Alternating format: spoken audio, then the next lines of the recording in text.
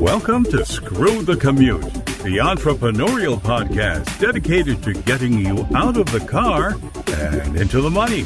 With your host, lifelong entrepreneur and multimillionaire, Tom Antion. Hello, everybody. It's episode 30 of Screw the Commute. We got a great guest today. This guy's been on, he's been in the internet game about as long as I have. And so he's going to really tell you he's went a little different route than I've taken, but there's plenty of routes out there, and that's why we do have all these great guests on. Make sure you go back and listen to number 29. We had Charmaine Hammond here, and she was so great on telling us about collaboration and sponsorship. She's an expert on that out of Canada.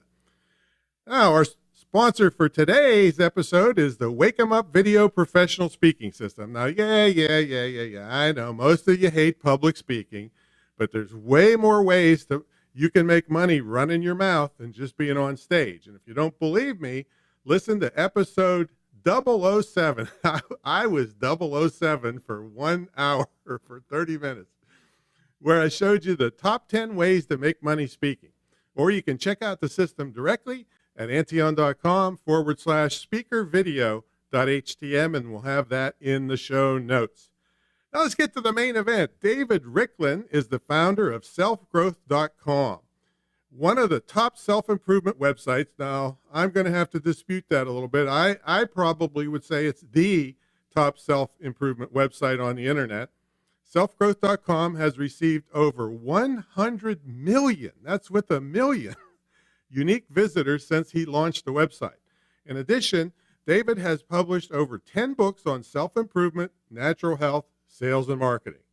David, are you ready to screw the commute? I'm absolutely ready to screw the commute. I was ready many, many years ago, actually. I know you were. Tell them about it. Tell them about what you do. The best way of describing what I do is I look at us as self-improvement publishers. We publish self-improvement, personal growth, and natural health information over the web. And I've been doing this for years with a very simple goal to provide a wide range of information for people to improve their lives. And that's really what selfgrowth.com is about. We're almost an aggregator where I go out and I collect quality information to help people improve their lives. And we show it through selfgrowth.com, through emails, through social media, any way we can get the word out for people to improve their lives. And what year did this start? I bought the domain name. I'm wondering if I've been a little longer than you. I actually bought selfgrowth.com in 1995. Oh, no, I started in 1994. But we're right there at the beginning. That was the beginning of the commercial internet. The internet existed before that, but nobody like us could use it. You had to be a super geek to even access it.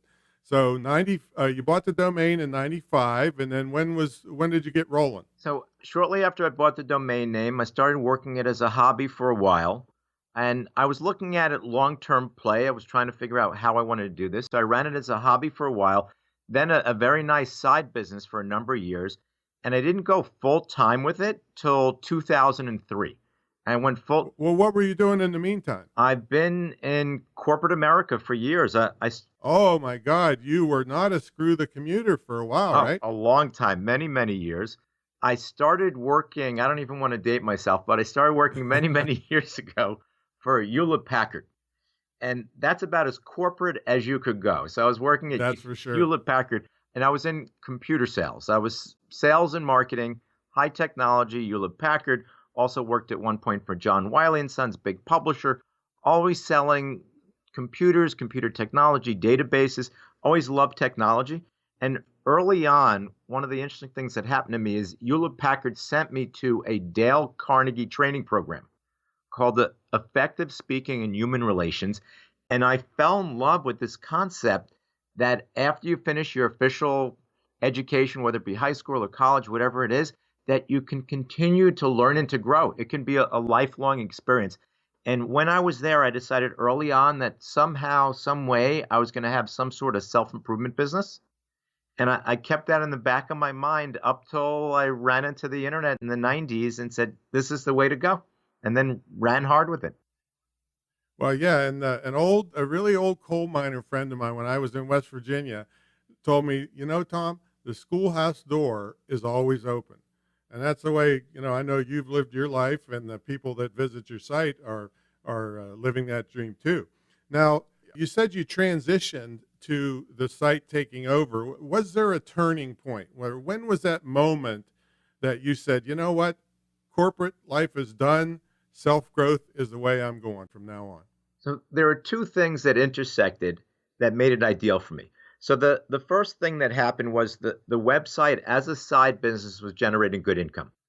So it wasn't quite enough income to completely replace my current job and position because I had a nice corporate job and the company car and all that stuff.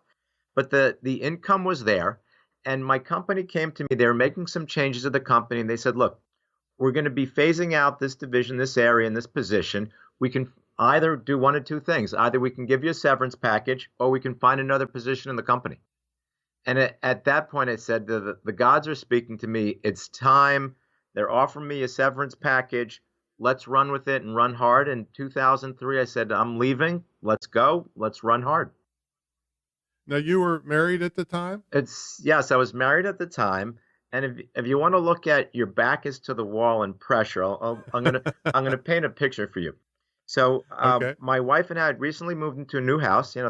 We had a smaller apartment that we owned. We moved into the newer, bigger house. We had two kids at the time, and my wife was pregnant with number 3. So we had two very young kids at the time. So it's like a 3-year-old, a 1-year-old, and was pregnant. So I was ready for number 3. And I remember talking to her saying, that job that I used to have and that small business I want to start. Well, I want to get rid of the job, and I want to run hard with this small business. Yeah, I want to make sure I have no security left for these 3 kids. Exactly. I want to get rid of the health insurance. I want to get rid of the company car. I want to get rid of everything. I said the website's been going well. We've been growing consistently. I think I can do it. And, we have a little time with the severance package. I want to run hard. I think she was holding her breath at the time. And I ran, and I haven't looked back. Wow, that's great. So and was she supportive at the time, or scared to death, or both? Well, I think she was very focused on the kids and being pregnant. She had a lot of stuff going on. So we have 3 kids very close in age, and to give you a sense of how far we've come. Now the kids are in 9th, 10th, and 12th grade. So I've been doing this for a long time. You made it. Yes, I'm still alive, and they're still alive. Everybody's still alive. Good for you. Now, what advice would you give to people that are sitting in that cubicle now and thinking, man, I want to live that life. I want to have a business. What are some of the tips you would give them if they want to make that transition?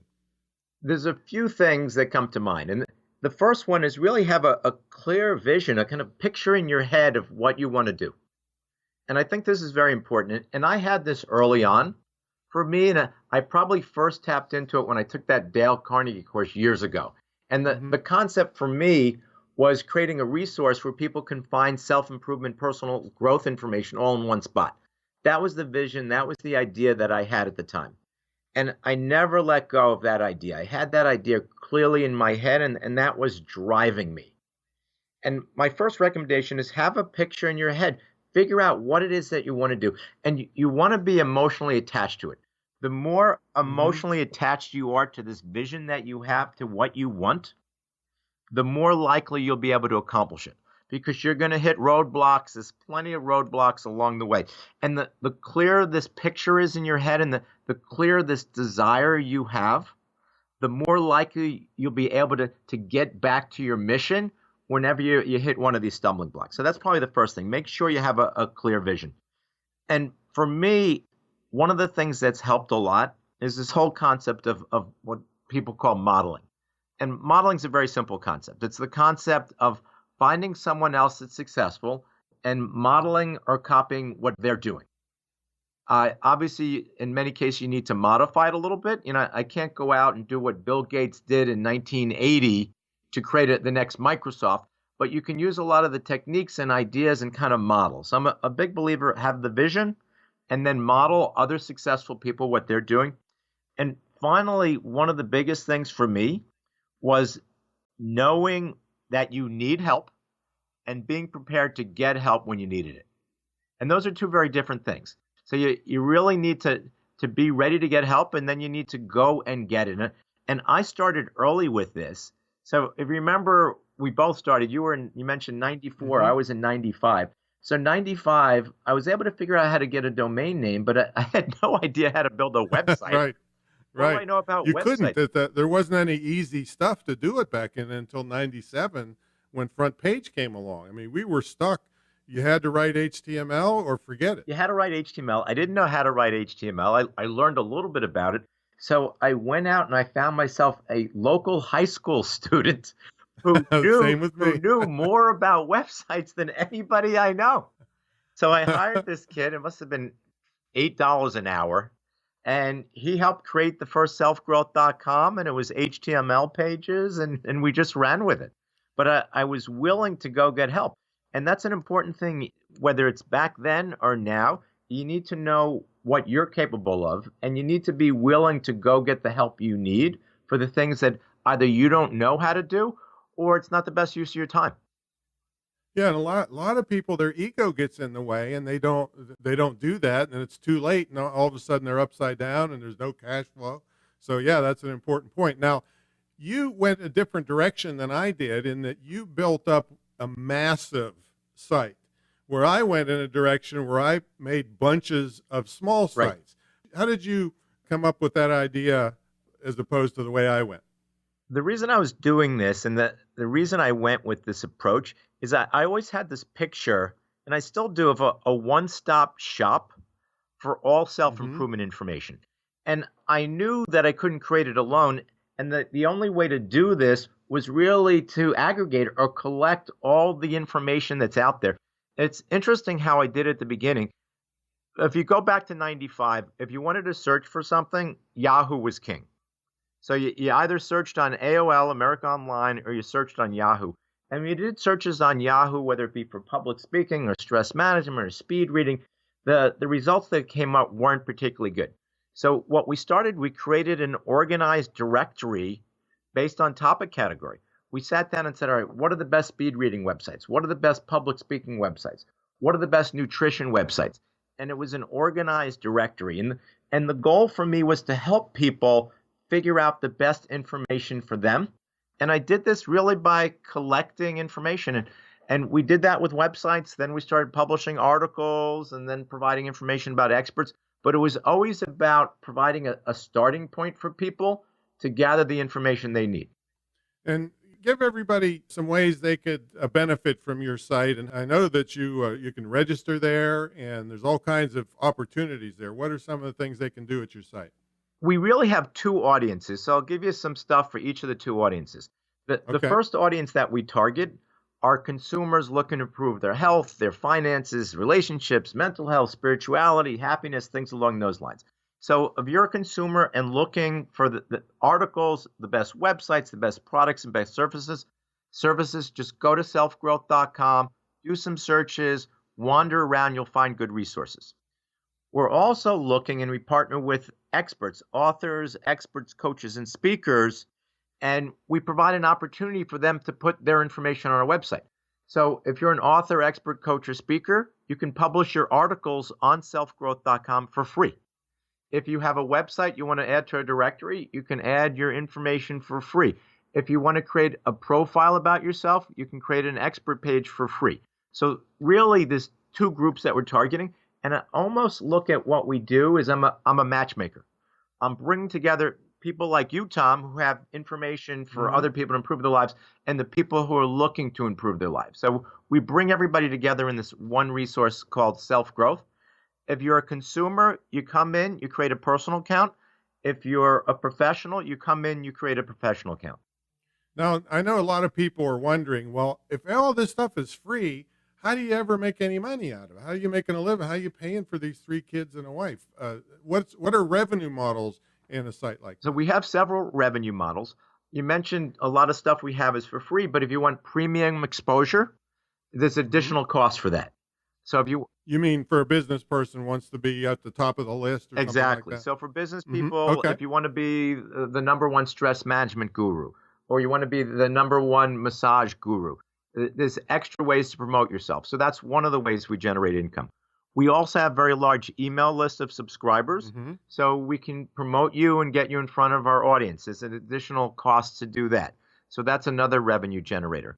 Another one is over the course of the years, we've created courses for people to learn how to do what we've been doing. How do you do email marketing? How do you create and market ebooks? I've also published a number of print books over the years and ebooks. So we've really tapped into this multiple streams of internet income to build the income and revenue model for the business. You're introducing yourself with all the free stuff, and you're helping people like crazy, and then they reciprocate by taking advantage of the paid stuff. Now, have you ever been screwed in business? I have been screwed in business multiple times, and sometimes just things happen. And I'll give you an example of one of the more painful ones. This goes back probably 10 plus years. Suddenly we were getting a lot of emails that were in German that were sent to me. So just to give you a sense of how this works, and you're familiar, Tom, and anybody who does email marketing, we have an email newsletter that goes out to a whole bunch of people, and it's signed David Riklan. I have a self-improvement newsletter, and it's signed David Riklan, founder of selfgrowth.com, and it comes from editors@selfgrowth.com. So our email is editors@selfgrowth.com. So someone decided to steal my identity. So they decided they were going to be David Riklan, and they were going to have a reply email that went back to editors@selfgrowth.com. And here's where the trouble started.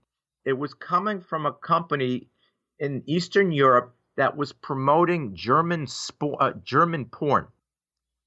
So they were sending out emails from Eastern Europe in German, saying, "Oh, this is the greatest website for women, for nude women. You can see this and that." And they're saying all these things, and then they're sending people to a link of German pornography.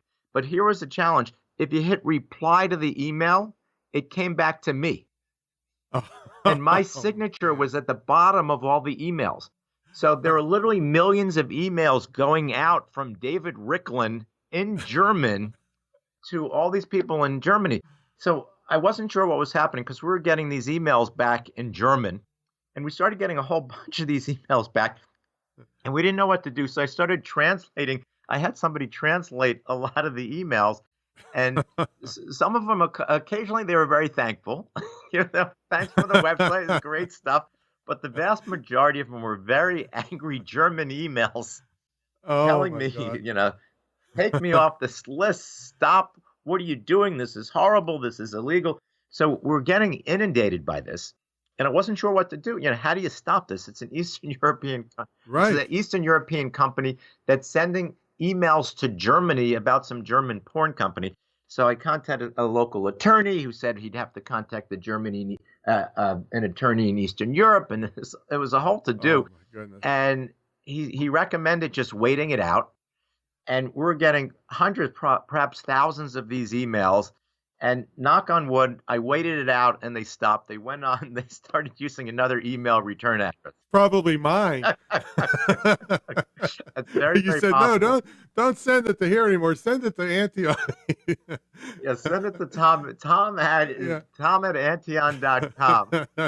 Use his as the reply email. But it was very painful at the time. And the scarier thing is I had, people checking it for me. So there's a woman who was working for me getting these nasty emails back. Oh, geez. Like, oh my God, what am I going to do about this? It's lucky it's not now with this GDPR. Oh my God. There now, the whole government or the whole European Union would come after you. Exactly. You got to be careful, and this is one of the many stumbling blocks that you hit along the way. If you're an entrepreneur, you're going to have problems. And going back to, if you have this vision in your mind of what you want to do, you're going to march through the problems. You're going to either figure it out yourself, you're going to find someone else who figured it out, or you're going to get help. That's right. So what do you like best about working for yourself? And besides probably getting commissions off of German porn sites, what do you like worst? Yeah, there was no affiliate program set up at the time. I didn't get anything. The best for me is the independence. That's probably the number one thing. And I had some independence. I was in sales and marketing. If you're in sales, it's probably one of the most independent jobs if you're doing well. If you're selling something you're doing well, people tend to leave you alone. If you have your own business, you have more control. You have ownership, control, and independence. And those are really big for me because you have ownership over your success. If it's because it's your business. Mm-hmm. And and that is a very big thing for me. I was never a big fan. At these big companies, there was huge bureaucracy I had to deal with.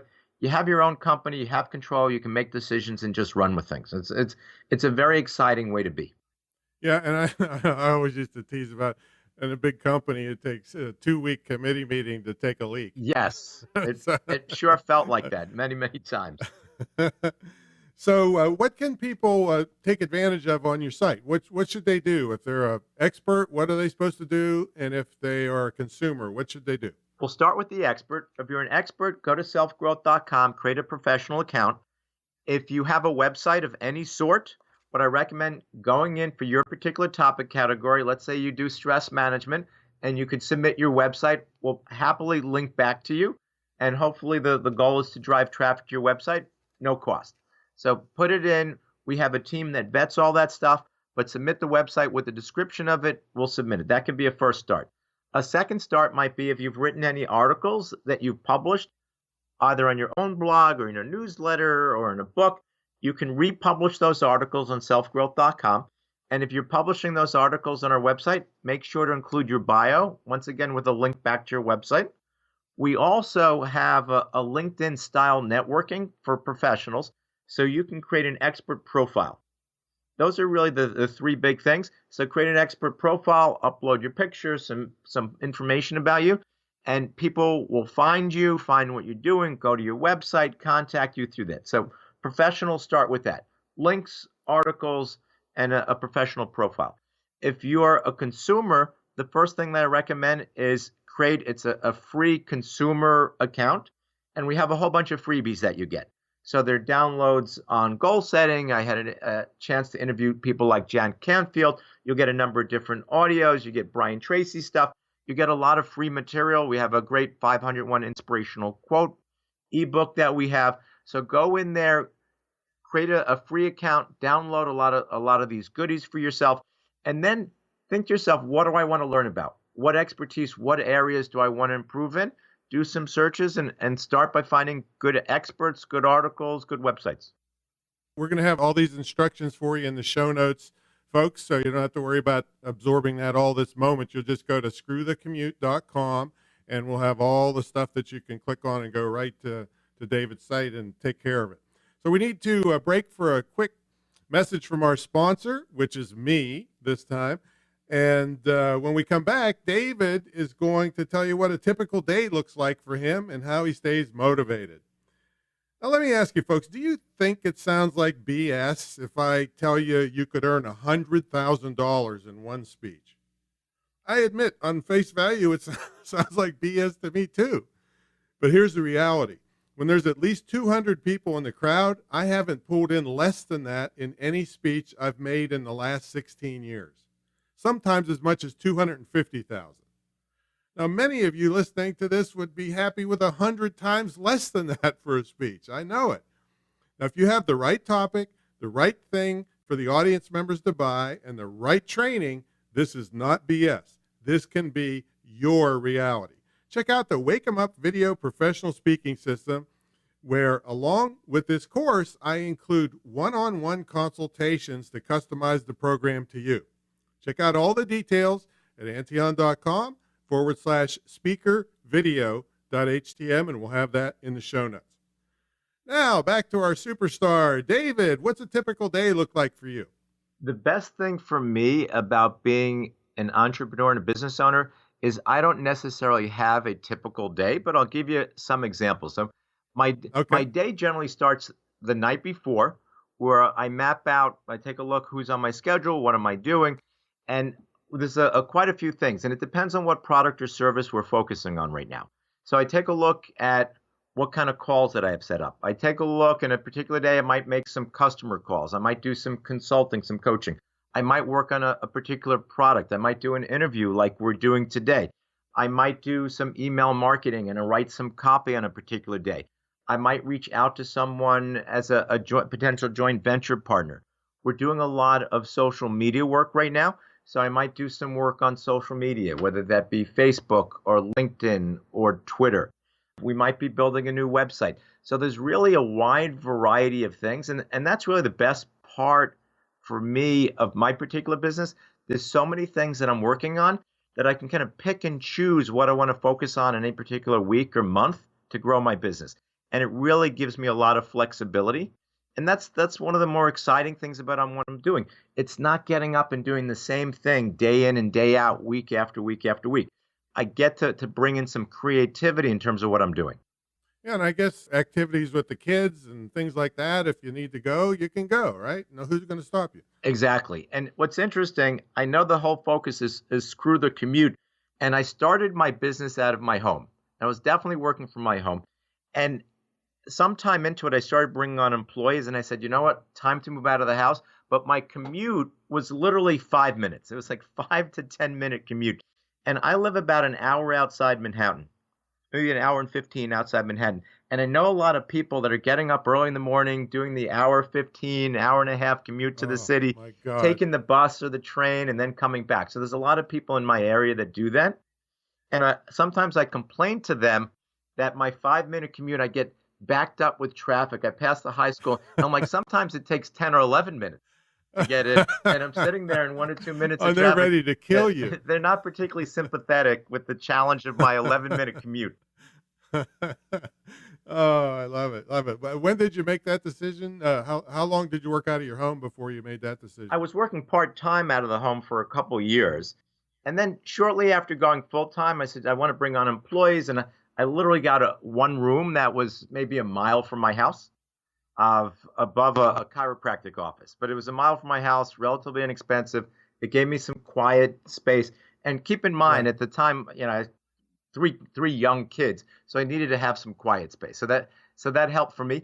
And for people looking to start a home business, or if you're starting out of your home, it's very easy. You can start out of your home. I had a room dedicated to it, but eventually I got a very small office to get started. And as I grew, I got more space. Yeah. I mean, you can start at home, but sometimes it just doesn't work for people. Now, with me, I went to the nth degree. I bought a big multi-million-dollar estate, and it's got my own studio, and people actually live in the house with me. And people say, "Well, you're crazy for that," but I carry a gun, have protection dogs, and there you go. Nobody messes with me. It's also a way, if you want a bigger home and you actually use it as part of your business, you can make it legitimately tax deductible. So that's the route I took. And it's kind of funny because David went out of his house and went to an office, to a smaller place. And then when he made his website, he made it gigantic, and I made little ones. So we kind of switched here. I got this super big house. I'm the only one in it, except when guests are here. So what do you do to stay motivated when all this stuff you got? Going back to what I said earlier, I keep that vision in my mind, that picture that I had. So it's the same vision that you had before you even started? It's the same core vision. And the vision's very simple. It's to provide people information to help them improve their lives. And that's not going away. That's still my core vision, to help people improve their lives in whatever particular area. And it's been my vision, it's been my passion, and it continues to be. And it's always a matter of what's the best techniques, what are the best systems, and how to go about doing it. Does your wife work in the business at all? She hadn't launched her own business. She does basically resume writing, career counseling, career coaching, and training. And does she get business from Self-Growth? We've done some feed her. We've done some stuff in the past. I've recommended her to folks, and she does some training based on people that I've worked with. So there's definitely some synergy that we've had over the years. Do you make her pay an affiliate commission? No, I just pass those along to her. Good for you. Good for you. So what parting thoughts do you have for all our screwballs out there? I'm going to give everybody a couple of thoughts. The first one, it's very exciting to have your own business. If you're looking to get a picture in your mind, find something that excites you, and start working on your plan. Start working on your plan to do it. And if you're ready in business, be prepared for those stumbling blocks along the way, and make sure you have something to hold on to this picture, this vision, whatever it's going to drive you to get you over the stumbling blocks so you can continue on your path. Great. Well said. So how do people reach you if they have questions or want to get involved? The easiest start is just to go to selfgrowth.com, www.selfgrowth.com. You go to the bottom, there's ways to contact us. I'll give you an email as well. You can always email us at webmaster@selfgrowth.com. That will get to my team. If you want them to forward it to me, you can have them forward it to me. But webmaster@selfgrowth.com, and just the website's a good start. Gee whiz. Thank you so much, David, for taking the time out today. And by the way, David is so important. He has an online scheduler that I had to go through to get on this guy's calendar. But he's organized and worked out perfect. So thanks so much. This was episode 30 with David Riklan. Make sure you check out all the stuff. He's got enormous amounts of stuff available that will help you. And that's, like he said, that's his vision and mission. Check it out in the show notes at screwthecommute.com. In the next episode, I'm going to be talking to a super safety guy who's living the dream and screwing the commute. Catch you next time.